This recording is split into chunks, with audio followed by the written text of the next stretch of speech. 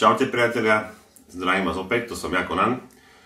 Takže, ako si všimli, dlho sme netočili, ale už je čas niečo natočiť.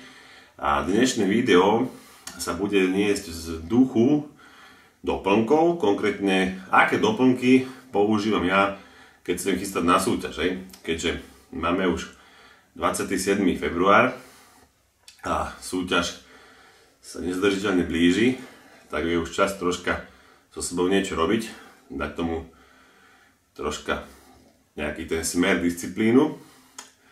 Tak môžem ukázať, kto chce, kto nechce, môže zobrať príklad z toho, ako ja doplnkujem. Samozrejme, nemusím tu vysvetľovať, že základ je tá strava, tréningy, jedno s druhým, že tieto doplnky sú vyslovene už šlapu najlepšie vtedy, keď tieto faktory máte vychytané. Samozrejme, tí rekreační športovci, áno, máte svoje pyramídky, že 70% je strava, 30% zbytok, to absolútne akceptujem a schváľujem, držte sa toho. Ale pre tých športovcov, ktorí chcú naozaj siahnuť až tak hlboko, kam ich potenciál siaha, tak odporúčam, všetky atribúty máte na 100%. Či už tréning, či už spánok, stravu, psychickú pohodu, podmienky, aj tie doplnky. Tak poďme k tým doplnkom.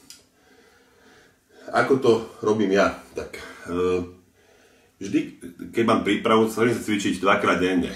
To je ráno, pred robotou a večer po robote.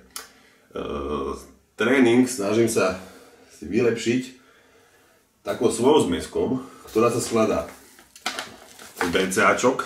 Ja osobne odporúčam najlepšie tieto práškové a instantizované. Za prvé, dobrá cena v pomere hmotnosti a množstva. Druhá vec, sú instantizované, čiže rozpúšťajú sa veľmi dobre.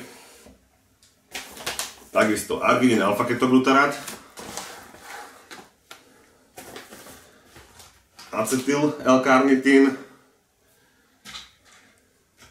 vitamín C. No, a keď viem, že ma čaká nejaký veľmi ťažký tréning, že ma čakajú nohy, váhy, jedno s druhým, tak tam ešte viem primixovať nitrosel, plus po prípade kreatínny nitrosel. A keď viem, že tréning bude taký viac na tú pumpu zameraný, tak tam ešte hodím synefrín. Toto si zmiešam do jedného koktejla. Nebudem teraz úplne presne hovoriť množstva, aké čoho. Na internete je písané dodávkovanie odporúčané, tak svoje patenty úplne všetky hovoriť nebudem. Ale takýto koktejlik si spravím a toto používam pred každým tréningom. Či už robiť kardio, váhy, alebo nejaké pumpy, akurát mením tam troška tie pomery. Potom, čo sa týka stravy, stravujem sa niekedy 8 až 10 krát denne. Čiže svojím spôsobom tak si zobem počas celého dňa a tam spolu s každým jedlom užívam istý počet HMBčok, CLAčka, extrakt zeleného čaju, vitamín D3, beta-exysterón a omegy-3. Ako vieme, tak omegy-3, CLAčka sú výborný zdroj zdravých tukov, napomáhajú jednak k tomu spaľovaniu. Ďalej, zelený čaj tiež podporuje metabolizmus, zrýchľuje ho, je to silný antioxidant, takisto má jemne diuretický účinok, odťahuje trocha prebytočnú vodu spod kožia, vitamín D3, takisto niekto tomu hovorí aj vitamín šťastia, dobrá nálada. Samozrejme HMBčko, vysokoanabolická, antikatabolická formula, nepostradateľná v dietách kulturistov.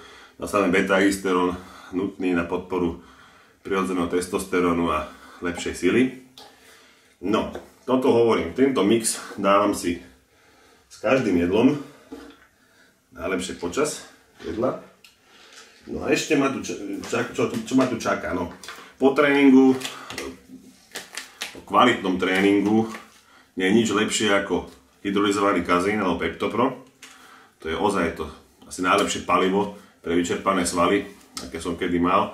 Prípadne kto má na to žalúdok, môže to ešte frcnúť tam HMB, ale práškovú formu dnuka do toho. No a v podstate pred spaním hodím tam zopár ZMA kapsul pre lepšiu regeneráciu, lepší spánok. Takže toto je tak vodom tej mojej suplementácie. Samozrejme ona sa môže aj nemusí niekedy upravovať v závislosti od dostupnosti produktov alebo od finančnej situácie. Takže hovorím, kto chce, nech si príklad zoberie, môže to vyskúšať, lebo ako vidíte, tých doplnkov není zrovna najmenej, ako hovorím.